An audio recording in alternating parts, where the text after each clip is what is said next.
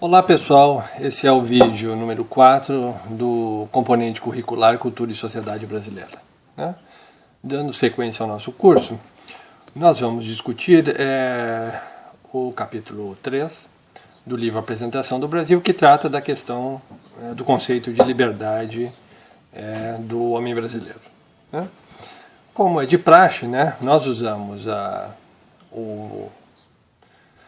a civilização ocidental europeia como parâmetro comparativo do nosso curso para caracterizar um pouco melhor, para ter um parâmetro de referência para caracterizar a cultura e a sociedade brasileira. Bom, a concepção de liberdade ocidental, ela exige uma distensão temporal. A primeira a questão básica é essa. Inclusive há um famoso filósofo da história que diz que a história é a conquista gradual, a realização plena da ideia da liberdade. Que aquilo que estaria em questão na história é a realização da liberdade. Porque, de fato, há na cultura europeia essa disposição de que a liberdade é alguma coisa que nós devemos conquistar.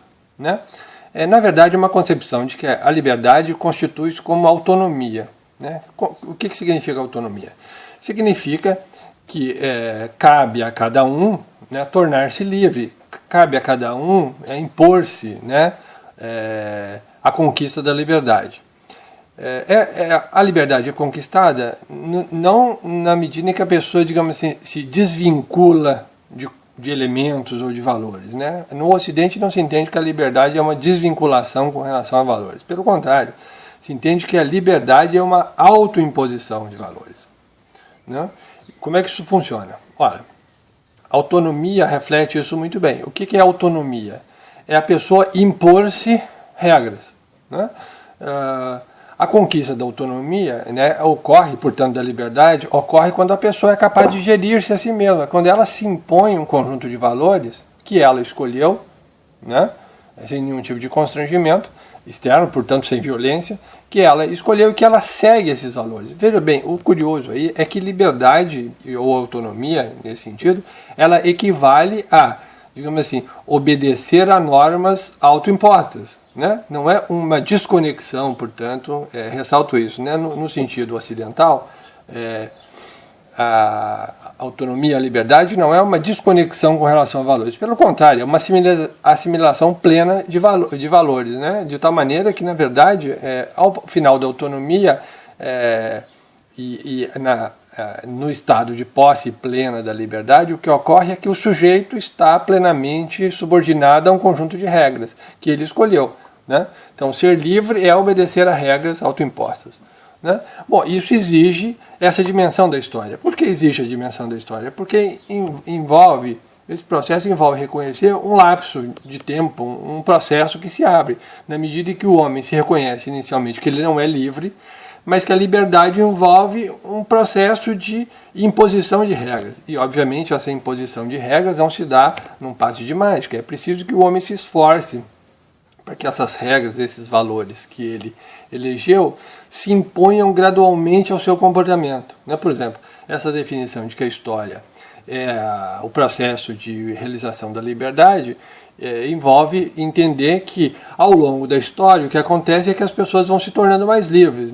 Cada geração conquista uma certa dimensão, pelo menos qualquer geração europeia conquista uma dimensão, dá um passo a mais na obtenção desse ideal. Que ideal é esse? É de uma autogestão, dessa capacidade de impor-se regras. Bom, isso é absolutamente distinto da noção de liberdade que é expressa na mentalidade dos brasileiros. A ideia da liberdade, pelo menos a ideia, o sentimento de liberdade, para a gente não confundir as coisas, não pensar que existe uma teoria da liberdade no Brasil, o que há é um comportamento que expressa esse sentimento ao qual vou me referir, esse sentimento de liberdade, esse sim, digamos assim, ele não envolve nenhum tipo de dimensão temporal e, portanto, nenhum projeto de realização de autoimposição de valores.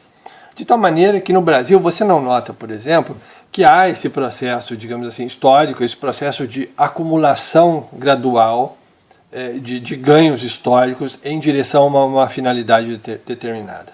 Você não nota que se estabeleceu no Brasil em nenhum momento histórico, essa situação de um processo gradual de acumulação. E esse é um problema, uma característica interessante da cultura brasileira.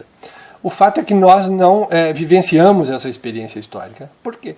Porque não está em jogo, na dimensão temporal, um ganho para o indivíduo, né? Não há um processo de aperfeiçoamento. Por exemplo, a próxima geração, né, nesse sentido, não será mais livre do que essa, ou uma próxima etapa de um processo histórico estará num patamar mais elevado do que essa. Por quê? Porque não se vive não se vive a partir da percepção de que há uma falta grande e que uma carência que deveria ser suplementada por algum tipo de valor inexistente.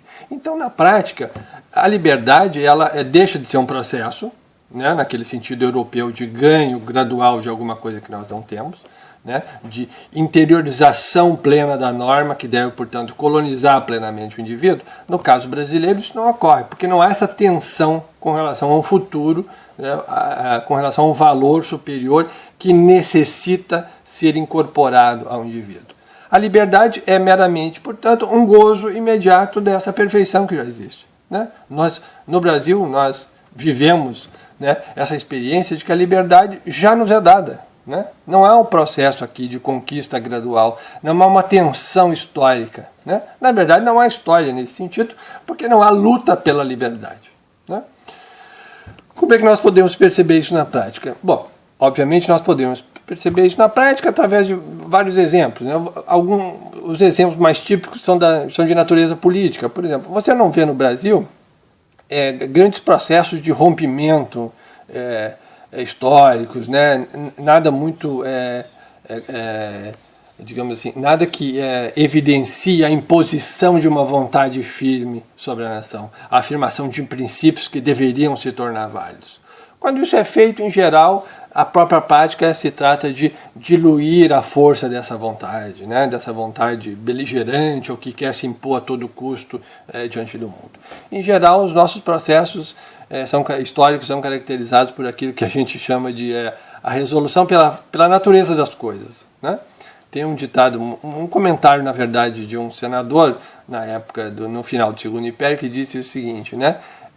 Não é a república que vem, né? É o império que se vai. Ou seja, as coisas se alteram por uma natural degradação que estaria contida nelas mesmas, mas não pela imposição de uma vontade, não pela afirmação de uma ideia que, portanto, exige, né, o início, por exemplo, o desengatilhar de um aperfeiçoamento qualquer. Então você não nota no Brasil nenhum tipo de disposição de conquista da liberdade, quer dizer, a vontade não se mobiliza em direção a uma finalidade que lhe seja superior ao estado atual existente. E isso é determinante. Por quê?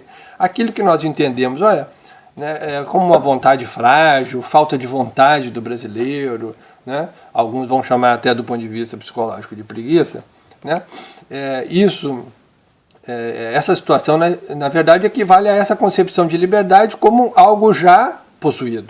Bom, se nada se conquista no tempo, se nada se agrega ao sujeito, se nenhum, digamos, estágio político, né, se acrescenta aquilo que nós já temos, é porque nós já somos livres, né, e estamos nesse estado de plenitude. Então a liberdade é algo dado, nós nascemos livres, né, e como nascemos livres, só nos resta gozar dessa liberdade. Bom, então aí você tem essa recusa constante, né, a qual já me referi com relação à questão da falta de constituição, da ideia da subjetividade no Brasil, ou da inexistência de sujeitos no Brasil, mas sim de indivíduos, né?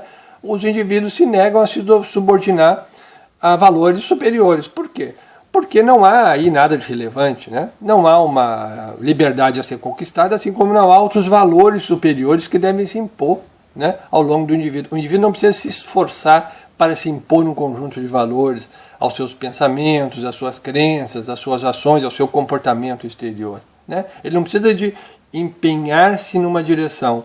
A questão fundamental aí é você observar que o gozo da liberdade brasileira, ela não implica num esforço ou na abertura de um processo histórico, né? Então, veja bem, esse gozo de uma liberdade que já é dada, né, essa sensação de plenitude né, ela é incompatível com a própria noção de historicidade. Né? Por quê? Porque não há um projeto que se desenrola no tempo. Não há um projeto relevante que se desenrola no tempo. Claro, você vai dizer, não há tempo? Não, claro que há tempo. Né? As pessoas nascem, crescem, morrem, né? Os prédios ficam velhos, envelhecidos, se tornam prédios históricos, nós chamamos, né?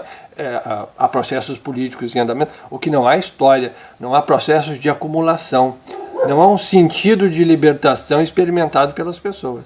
Né? As futuras gerações, nesse sentido, não estarão mais livres do que nós já nascemos livres.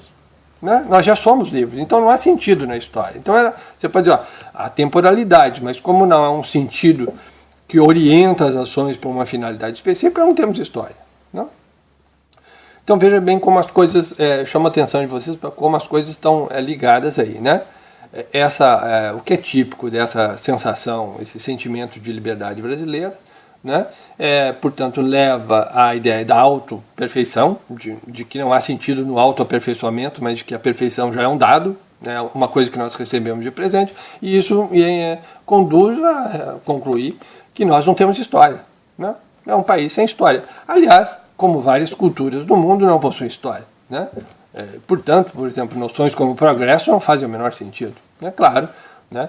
Os governos tentam impor o progresso, né? A ideia do progresso, a ideia de um acúmulo gradual de alguma coisa, mas isso passa desapercebido, porque não há uma base antropológica em que esse discurso do progresso se confirme. Né? Então, de novo, nós temos aquela estrutura tradicional no Brasil, um discurso, em geral, de matriz ocidental que, digamos assim, ele passa sobre a realidade vai nessa direção, na direção do gozo, da perfeição, no gozo de uma liberdade já nossa desde sempre, e o discurso do aperfeiçoamento da história, que não faz o menor sentido do ponto de vista da prática, né, da nossa experiência de vida. Claro, isso alimenta debates, alimenta ações governamentais, alimenta uma série de representações teatrais, nós vamos tocar nisso mais adiante, de representações teatrais de um mundo que não é relevante para nós, né, que não toca a base antropológica e, portanto, não pode alterar nossa maneira de ser. Né? Eles passam ao largo da nossa vida e não fazem o menor sentido.